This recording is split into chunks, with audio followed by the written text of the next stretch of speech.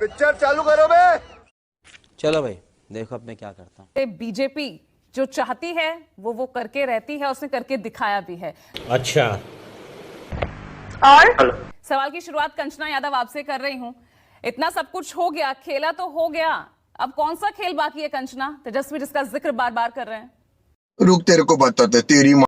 चलिए शुरू करते हैं। देखिए पूजा जी, जब नीतीश कुमार जी पैदल चलकर अपने घर से और राबड़ी आवास पर आए हुए थे तो उन्होंने यही कहा था कि भारतीय जनता पार्टी हमारे पार्टी को, जदयू को खत्म कर देगी और हमारे खिलाफ चिराग पासवान को हर जगह खड़ा करके हमें 3rd नंबर की पार्टी बना दी है और हमारी पार्टी को तोड़ रही है और काम भी नहीं करने दे रही है। जो अभी आप बोला जा रहा है कि काम भी नहीं करने दे रहे, तब भी बोला गया था काम भी नहीं करने दे रहे।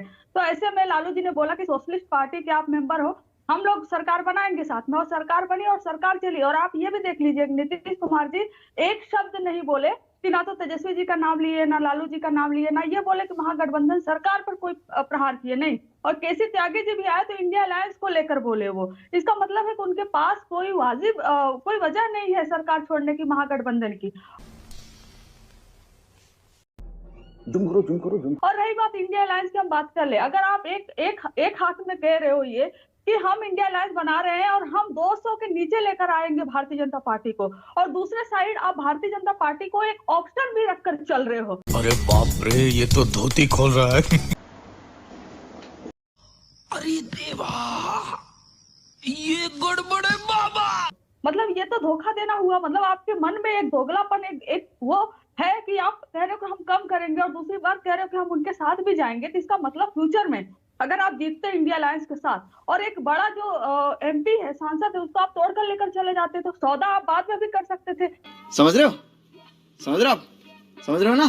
बेशर्मो, शर्म करो शर्म। इससे अच्छा हुआ कि आप अभी चले गए और इंडिया गठबंधन में एक राहत मिल गई कि कम से कम सारा काम धाम छोड़कर सिर्फ एक व्यक्ति को जो है मनाने में तो समय नहीं जाएगा। तो हमें लगता है कि अभी जो स्थिति है वो बहुत बेहतर है और उन्होंने बहुत पहले ये सब काम कर दिया, तो हमें भी राहत मिल गई।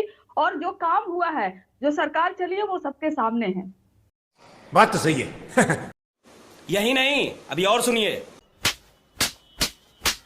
आप कह रहे हैं कि महागठबंधन को उन्होंने कुछ नहीं कहा, आरजेडी के लिए उन्होंने कुछ शब्द नहीं कहे। इन शब्दों की शुरुआत तो परिवारवाद के उस शब्द से ही हो गई थी जब उन्होंने एक बड़ी रैली कर कर्पूरी ठाकुर की जयंती पर आप पर निशाना साधा। अच्छा जी, आप बताइए कि जब वो महागठबंधन में आ रहे थे तो उनको ये बात नहीं मालूम था कि वो परिवारवादी या कुछ ऐसा है? और आप सोचिए ना कि जिस सम्राट चौधरी को इन्होंने बनाया है डिप्टी सीएम, वो खुद परिवारवाद से आते हैं।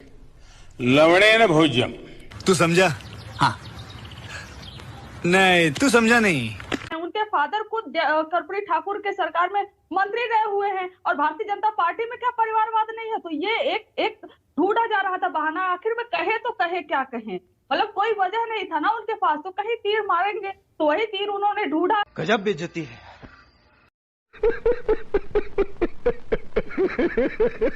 और उनके पास कोई सीट शेयरिंग को लेकर सबसे जो बड़ी नाराजगी सीट शेयरिंग को लेकर थी और लालू यादव का भी उसको लेकर बयान आया था कि हड़बड़ी क्यों करनी है, इतनी जल्दी क्या है? अब पूजा जी, अगर सीट शेयरिंग को लेकर इशू था इंडिया गठबंधन में और आपको एक आध दो सीट कॉम्प्रोमाइज करने के लिए कहा जा रहा था और आप उसका दबाव फील कर रहे थे, तो आपके वहां जाते ही आपके सामने शर्त पे शर्त रख गया कि पहले आप अपना त्याग पत्र देंगे, हम जो है इनको डिप्टी चीफ मिनिस्टर बनाएंगे, आप हमारे अनुसार चलेंगे, हमारा ये होगा, हमारा वो होगा। क्या वो दबाव नहीं है? ये बिक गई है गवर्नमेंट, अब गवर्नमेंट में कुछ नहीं है।